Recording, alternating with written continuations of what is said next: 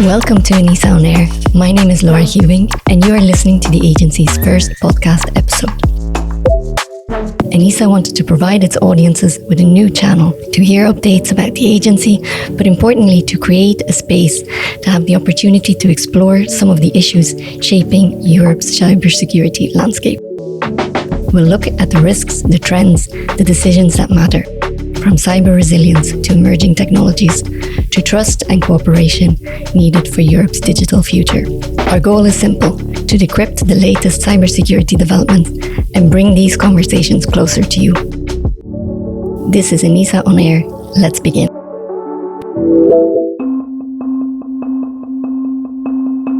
There is one topic that really stands out this year when it comes to cybersecurity, and that is frontier AI.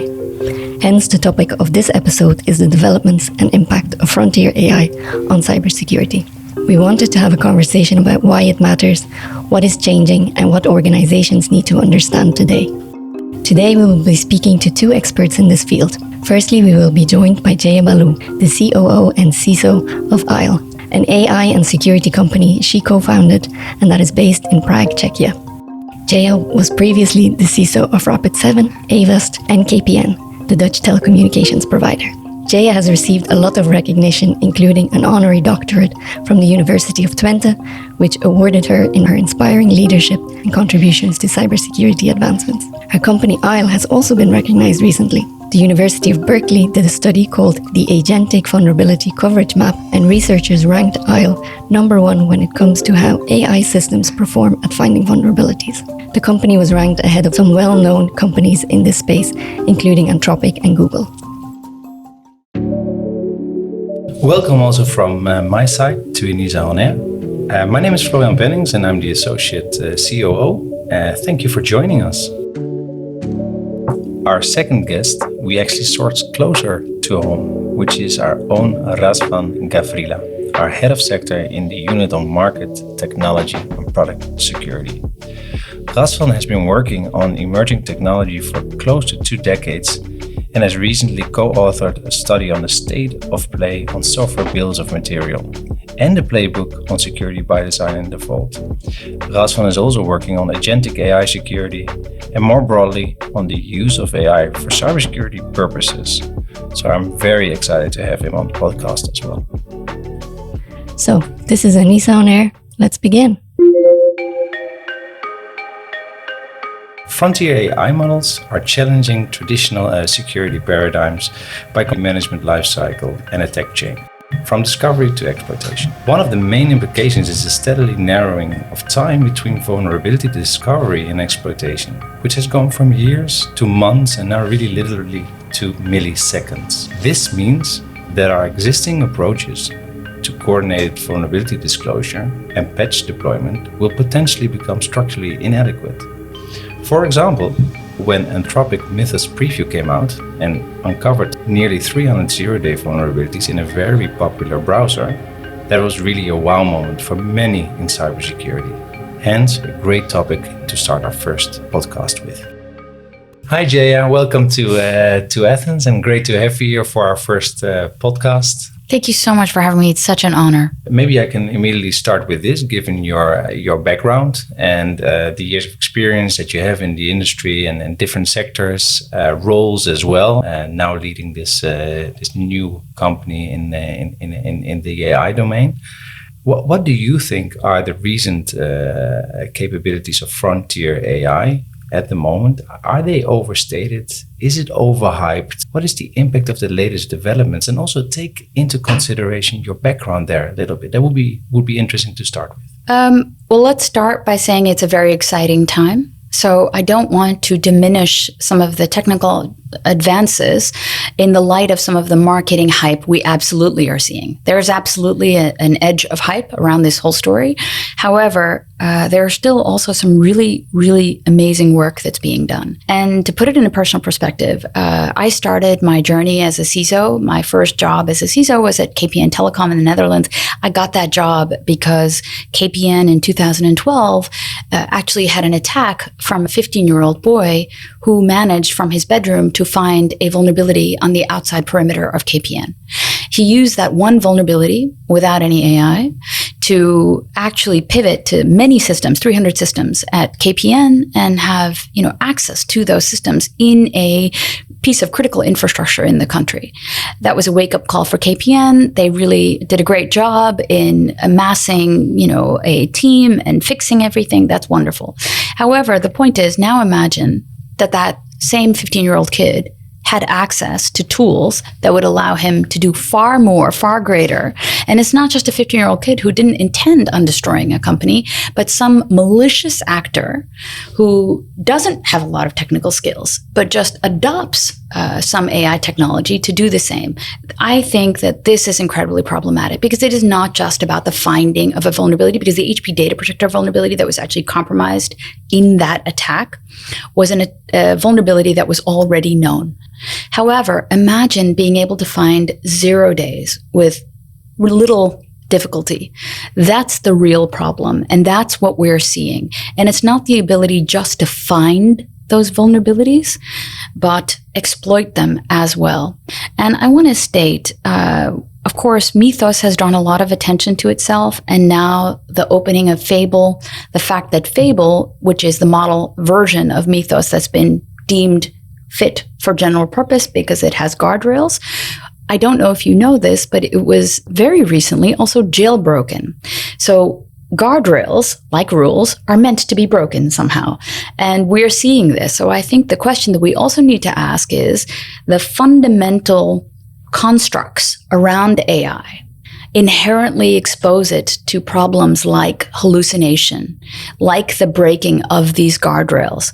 And the question always has to be coming back to fundamental cybersecurity principles of how do we know we trust something? How do we measure the impact? And what are our appropriate mitigations to this?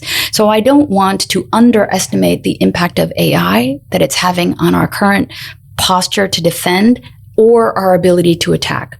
It's actually something we need to work on right now. So Jaya, in your answer, you just also mentioned the word trust. How would you translate that trust into actionable understanding? Could you elaborate that a bit? We started with a few fundamental principles. The first one is transparency. So no black boxes. If we are using AI models to perform a task, we need to see every step of that process as far as that's available. So everything that is happening, we need to be able to see it as long as it's available. The second thing is agnosticity. So, we talk in Europe a lot about sovereignty, especially around the cloud and chips, etc. And I think that we should recognize that ability to trust based on the fact that you're not dependent on any single party to determine the rules, those principles are clearly not present in the current state of AI. Simply because we did not have initial access. No company in Europe had initial access to Mythos. And if a model provider who has access and who does not, then you have to ask yourself, can I really trust for the purpose of continuity that I will still have access for any critical process that I entrust with this model provider? That is a fundamental issue. Then we have the open source, open weight models. We know that there are built-in biases to the Chinese models, that they perform differently on different tasks depending on who is asking. I think this is incredibly problematic because it is difficult to understand all of these biases if you don't have control over the underlying building blocks of the model itself. Thank you. That's so interesting. You talked about the discovery of vulnerabilities increasing. So how can we prepare and scale triage given this kind of explosion of AI-generated discovery and reporting? I think that this is always going to be an issue. Again, like we built a bit focusing on the triage and the remediation, because let's look at what the old space was. The legacy scanners were missing some of these 0 days and actually not always good at reducing false positives. So what you had is a bunch of false positives. And in fact, Mythos themselves or Anthropic themselves have actually also stated that they have a high false positive degree. But that's why they worked with 11 different cybersecurity companies in order to reduce those false positives. So you absolutely needed humans to evaluate not only the vulnerability discovery, but also that exploit chain that Mythos is able to do. So they're able to actually perform reconnaissance and, a kill chain for actually using those vulnerabilities in order to actually get into networks and systems.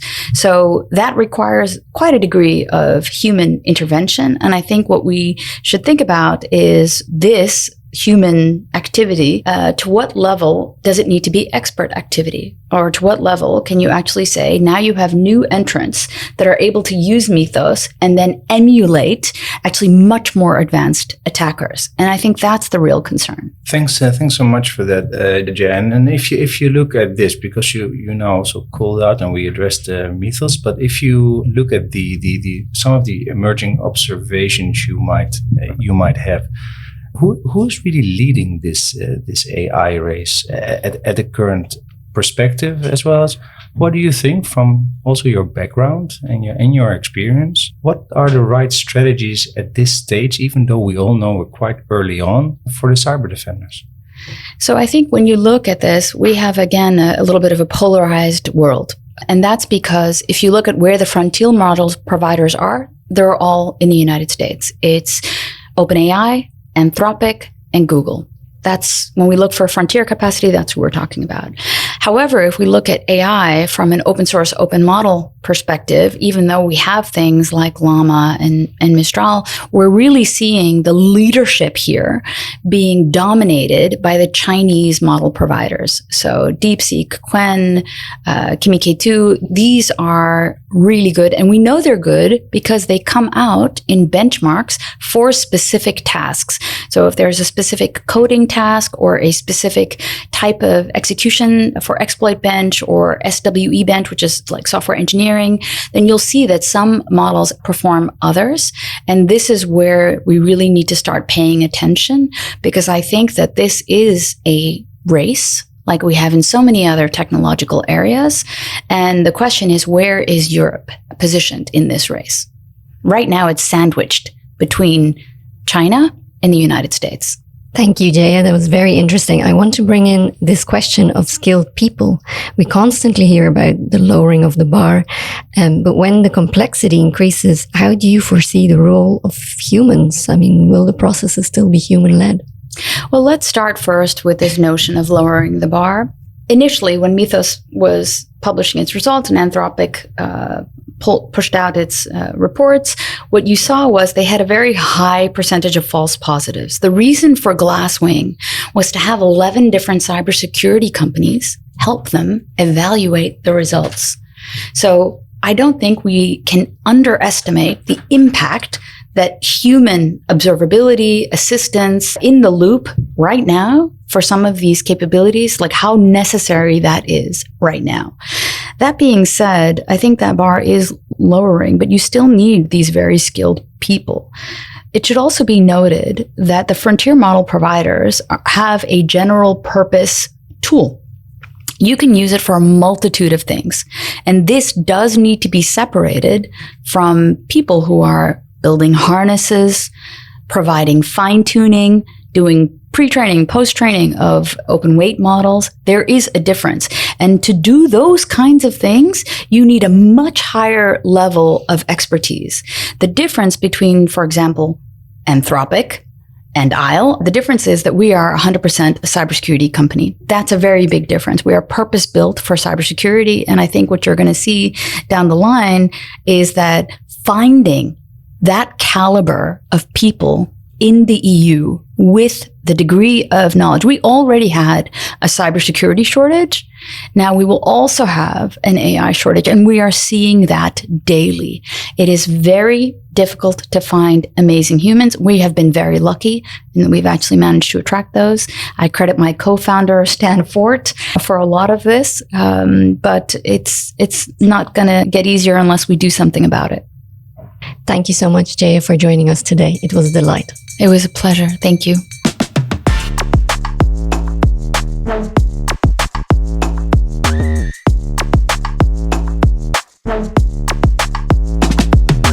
As introduced earlier, our next guest is our colleague Razvan, who has been delving into the impact of frontier AI.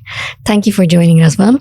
Razvan, you've been speaking with many of ENISA's closest partners on this topic in recent months. Can you share a little bit of how you see the main implications for cybersecurity? What have our own cybersecurity communities told you? Thank you. Thank you for having me. And it's obviously a pleasure to share some of the insights that we have received from our stakeholders, from the members of our ENISA advisory groups, from our members of the ENISA Cyber Private Partnership. We spoke with quite a few representatives from the open source community, and I'm very happy that I can share with your listeners and our listeners some of those insights. So I think there's expectation in terms of technology adoption.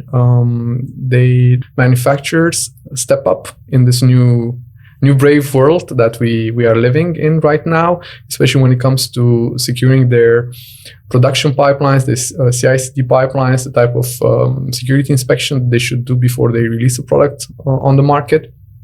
So this is something that it became quite obvious that it's changing, and also not only in terms of expectation, but also in terms of depth. So we spoke with a couple of representatives from financial institutions. They do have now a good understanding of some of the complex security engineering problems that some of these manufacturers need to tackle in terms of patch reliability, patch deployment, making sure that whatever touches the network of the client will not break the system.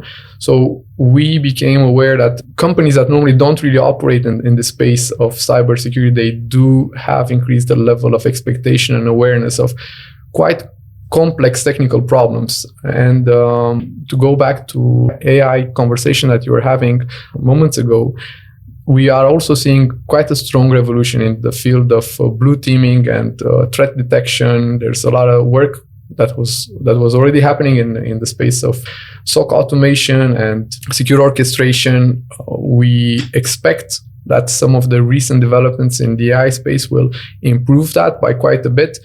Nevertheless, and I really want to emphasize this, and it was also a message that we got from our colleagues working in the National Cybersecurity Incident Response Teams, the human needs to be in the middle. We have these models, they are amazing exoskeletons, but you need to have a human operating the machinery in order to take advantage of it. So last one, you just mentioned the open source software strategy that was recently published. May I ask you to, from your perspective, connect it to the earlier discussion and conversation we had about AI frontiers? Yes. So we spoke with quite a few of the superstars that are operating in this space, and you have a wide spectrum of views from the optimist to the pessimist on how this should be tackled. On one hand, obviously, we are seeing a big change from last year. If you remember, there were quite a few articles last year on the so-called vulnerability slop reporting. There was a lot of junk to many companies, to many maintainers of open source projects. And as we approach the end of 2025, the ratio between the signal and the noise started decreasing. And in general, based on the conversations that we have with these communities, right now, there's on average a very high degree of quality in the reporting they are receiving. Nevertheless, there's now a new class of problems, and that relates to deduplication. So you may end up getting the same problem reported over and over again in different forms. And obviously, you as a maintainer, you need to do your triage. You need to see, okay, have I solved this before? Is it the same issue manifested itself in a different part of the code base? So that's becoming quite challenging, especially for, as I mentioned, medium and smaller maintainers. So I would imagine that this is an area where also both language models and more traditional machine learning techniques. So this is one aspect. Then there's a more fundamental question that we need to reflect on, and that relates to the actual fixes. So from our exposure to some of these models, we noticed that the fixes have a tendency to be highly localized. They touch upon the code part where the vulnerability has been detected, and many of these models are unable to reason around the overall architecture of the solution. So sometimes we need to reflect on the fact that the solution may be in a different part of the ecosystem, not necessarily in that particular product. So you may need to apply changes on how memory management is done, how you're dealing with secret management at a lower level, or how the operating system can take some of the responsibility when it comes to securing those components. It's quite an important reflection that we need to have. And finally, and I found this to be very, very insightful, and I think it may have a big impact on the way we look at coordinated vulnerability disclosure. We had one representative from the open source community that told us that they will treat any vulnerability discovered with an open weight model or with a commercial large language model as being disclosed to the public. Because if they were able to find it, most likely there are other people as smart as they are or as capable as they are that will be able to find the same vulnerability in a similar fashion. And that may have quite a substantial impact on how we are looking at coordinated vulnerability disclosure processes and policies in general. I actually wanted to ask you about the following, because you are working on a daily basis with the implementation of the Cyber Resilience Act, and that in essence is product security. Now, if we take it one spade deeper and we look a little bit at what you just shared with us, and then translate it in the type of risks that you can start to identify in relation to the frontier AI, could you shed some light on that, please? Yeah, sure. So first of all, the CRA is a piece of regulation that most likely will showcase the so-called Brussels effect. It will percolate across the globe because there are many manufacturers that would like to sell on the EU single market. We are a single market. We have shown this over the years that we are very powerful the moment when we use the capital that we have here and our market value. Nevertheless, what I would like to flag is that the CRA put forward a list of essential cybersecurity requirements that for many cybersecurity specialists, they seem common sense. There's not that much that someone would look at that operates in the space for a long time and they would say, this doesn't make any sense. Now, obviously, there are always challenges. The moment when you introduce the C word, compliance, you may get this fear that this is just a paper exercise, when in reality, this piece of regulation is really, really trying to change the security of the products that we are using and that are being used in our critical infrastructure, in our daily lives, the baby monitors that we use in our houses, the network devices that we have in our financial institutions, and so on. So in this space, in the last couple of months, our agency has done quite a bit of work. We put out a Secure by Design and Secure by Default playbook that it's aimed towards small, medium enterprises. We are trying to help them as much as possible to get ready for the entry of the CRA into application. But nevertheless, I would like to also reflect on the fact that while many of this advice is excellent for those that are entering the market or that have the luxury of building something from scratch, for the products that are already on the market or for legacy products, there's quite a bit of challenge. Many of those products that have been operating in, again, highly regulated environments, you cannot change them that easily. They just work for decades in some instances, and they don't come with security built into them. So that means that you may have to go for other security measures, for complementary security measures that would create a wrapper around those environments in order to get the right level of security and assurance to these new categories of threats. So this is one. Then there's, I don't want to call it sloppiness, since I do have a particular position from an EU standpoint, but there are cases where the manufacturer did or does have the opportunity to improve the security of those products. And here is where we need to see those manufacturers stepping up. The CRA has quite a lot of provisions that enable the manufacturers to make the right choices. And in those cases, there's going to be a need for some re-engineering and reshuffling of resources from one part of the business towards security in order to make those products appropriate for the world in which we live in right now. Finally, and I think this is quite important to mention, our colleagues from the European Commission have put out an open source strategy. We are also mentioned in that document in a couple of places. We are obviously very happy to support them in the implementation of that strategy.